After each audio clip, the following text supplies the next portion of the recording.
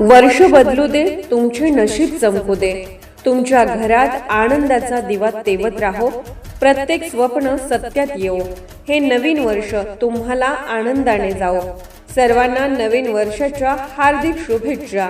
शुभेच्छुक माननीय शिवराज संकपाळ साहेब, शिवमहिमा कन्स्ट्रक्शन, कसबा वाळवे, शेतकरी सेना विभाग प्रमुख, कसबा वाळवे पंचायत समिती, तालुका राधानगरी, जिल्हा कोल्हापूर।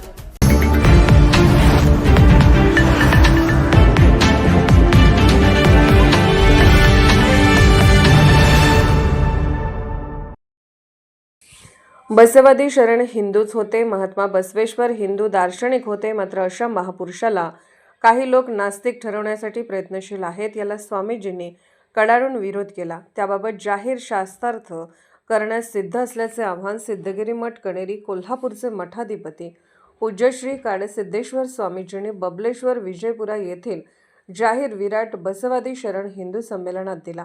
यावेळी विराट समुदायाला संबोधित करताना स्वामीजी म्हणाले, काही लोक महात्मा बसवेश्वराच्या वचनांचा चुकीच्या पद्धतीने अर्थ लावून सांगत आहेत।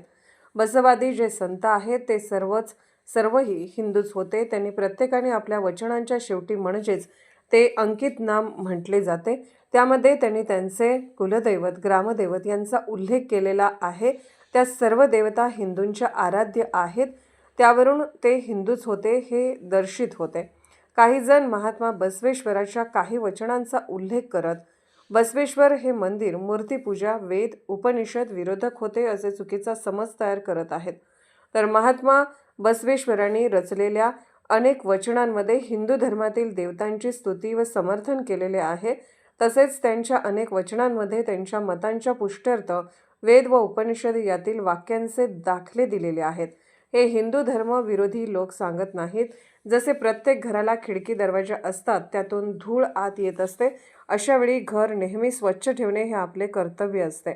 तसे हिंदू धर्मात काही चुकीच्या गोष्टी वेळोवेळी आल्या, त्या वेळी अनेक महात्मे येतात आणि त्या स्वच्छ करून जातात। तसे महात्मा बसवेश्वरांनी धर्मातील अनिष्ट रूढी परंपरा काढून टाकून शुद्धीकरणाचे काम केले, म्हणून एक शुद्ध बुद्ध हिंदू धर्म आपल्याला दिला। महात्मा बसवेश्वर पुनर्जन्म व कर्मसिद्धांत मानत नाहीत, अशा प्रकारे त्यांच्याबद्दल दुष्प्रचार केला जात आहे। पण बसवेश्वरांच्या अनेक वचनांमध्ये पुनर्जन्म, पूर्वजन्म सिद्धांतही मांडलेला आहे। तसेच कर्मसिद्धांत व मोक्ष सिद्धांत नमूद केला आहे। त्यांनी वेदांचा स्वीकार केलेला आहे। मात्र काही हिंदू धर्म विरोधी घटक महात्मा बसवेश्वराच्या वचनांचा चुकीचा अर्थ काढून समाजाची दिशाभूल करून गोंधळ निर्माण करत आहेत।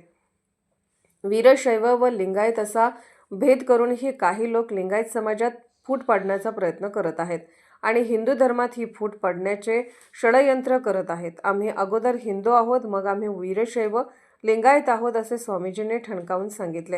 हिंदू धर्मावर कोणी आघात केला तर मी वज्रासारखा कठोर आहे हे विसरू नये। हिंदू धर्मात फूट पाडण्याचा कोणी विचार केला तर याद राखा, मी हिमालयासारखा उभा असेन असे आव्हान त्यांनी यावेळी केले। कर्नाटक येथील विजयपूर येथील राजकीय दृष्ट्या प्रेरित प्रवेशबंदी उठवल्यानंतर बबलेश्वर विजयपूर येथे आयोजित येथील जाहीर विराट बसवादी शरण हिंदू संमेलनाचे आयोजन करण्यात आले होते। त्यावेळी पूज्यश्री काडसिद्धेश्वर स्वामीजी बोलत होते।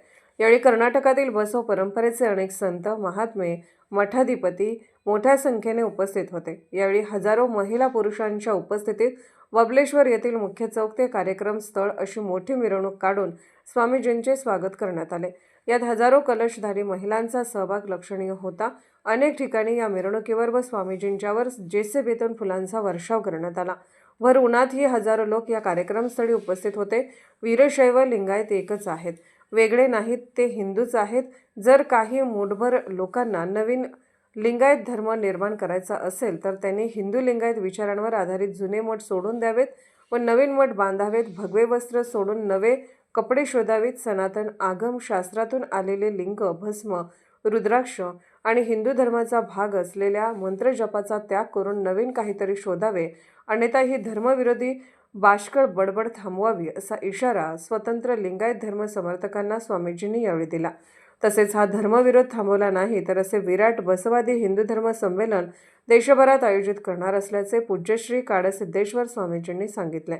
कोल्हापूरहून दर्पण न्यूजसाठी अनिल पाटील।